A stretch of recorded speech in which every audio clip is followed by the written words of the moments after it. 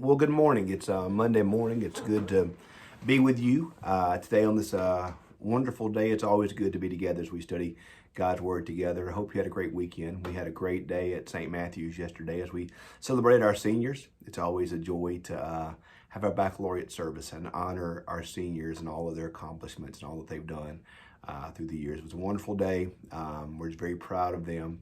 And I look forward to what God's going to do with our seniors as they move forward into high school, and into college and career. And I just can't wait to see what God's going to do. And I guess I have to show you my new mug that I have here today. One of y'all was commented on the fact that they've seen me drink from Ole Miss mugs and Southern Miss mugs and just didn't want anyone left out. So they procured me this mug here for me to drink out of. So there you go, Brett. I hope you're happy. You see the works of your hands this morning as I drink my coffee from this mug today. I feel like this is a hostage video or something, No, I'm just kidding. I love coffee in whatever container it comes in. So, but today we're gonna be reading from Galatians. We're gonna finish up Galatians 4 today with a really neat little turn here that Paul's fixing to do. It's really one of the more brilliant things Paul ever does.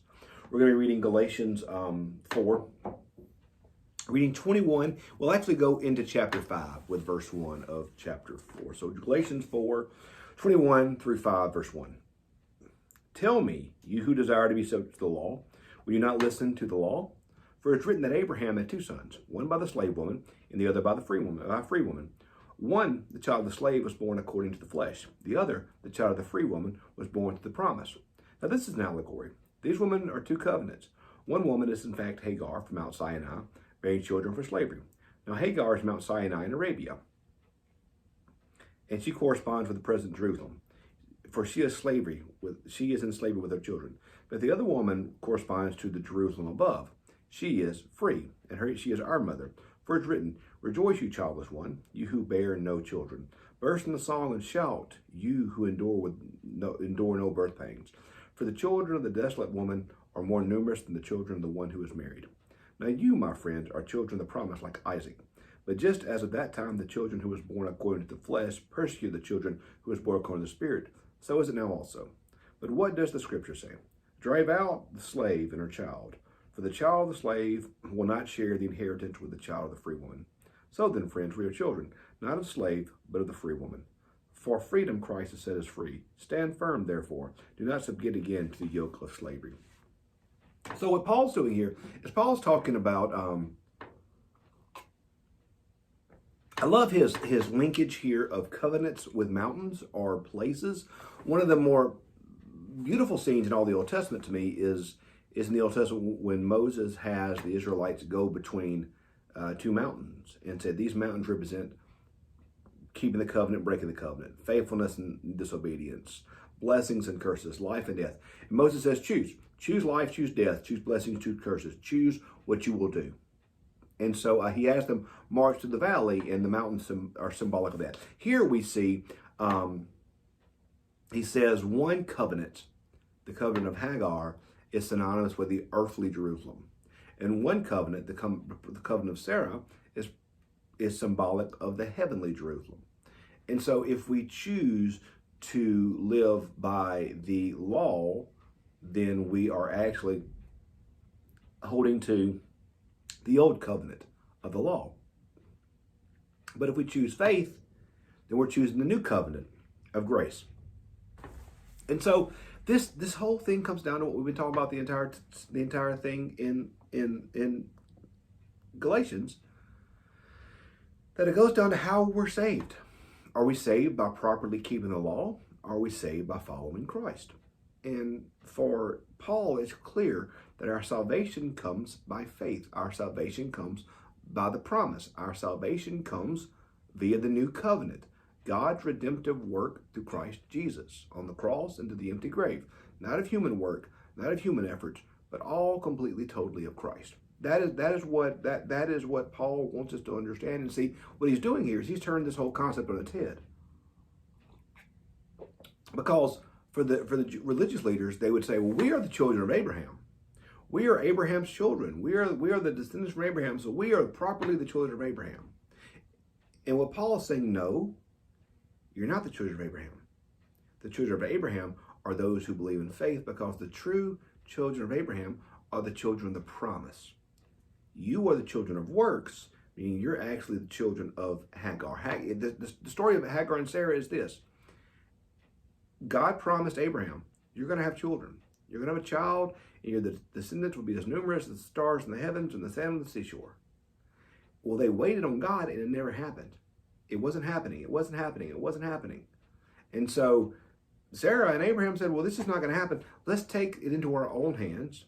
You lay with my servant, my slave, Hagar, and you have a child with her, and that child will be your descendant.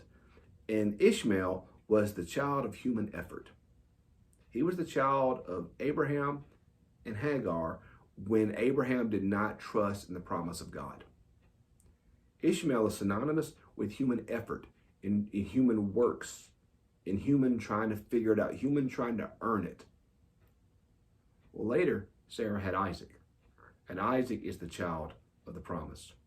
Isaac is the one who is not of human effort, because Abraham and Sarah could not make this happen. Abraham and Sarah could not cause this to happen. This was not something that they could do through human effort. This was only done the promise of God that was given to Abraham in the beginning, and that was fulfilled by God fulfilling his promise. Hagar is works. Sarah is promise. So Paul turns it on its head, because for the religious leaders, their biggest thing was, we are the children of Abraham. We're the children of Abraham. We know better. We're the children of Abraham. We're the children of Abraham. And Paul says, no, you're not. You're not the children of Abraham, because the true children of Abraham are the children of the promise, not the children of the law. And so these Gentiles that you don't think are worthy, these Gentiles who you want to keep out, these Gentiles are actually the ones who are the true children of Abraham. And you, who think you're keeping the law perfectly, are the children of Hagar. Because your salvation does not come by the promise. You're trying to get your salvation through works. You're trying to get your salvation through law. You're trying to get your salvation through human effort. And the true covenant of God, the true promise of God, comes not through human effort, but it comes through faith. It comes through the promise. It comes through God's plan, through God's mercy, and through God's salvation. So we as Christians, we as Gentiles, which is what we are the children of Abraham, because we are the children of the promise. Our salvation does not come through works, but our salvation comes through faith. So stop trying to earn it, just accept it. When we try to earn it, we try to prove our worth to God, when we try to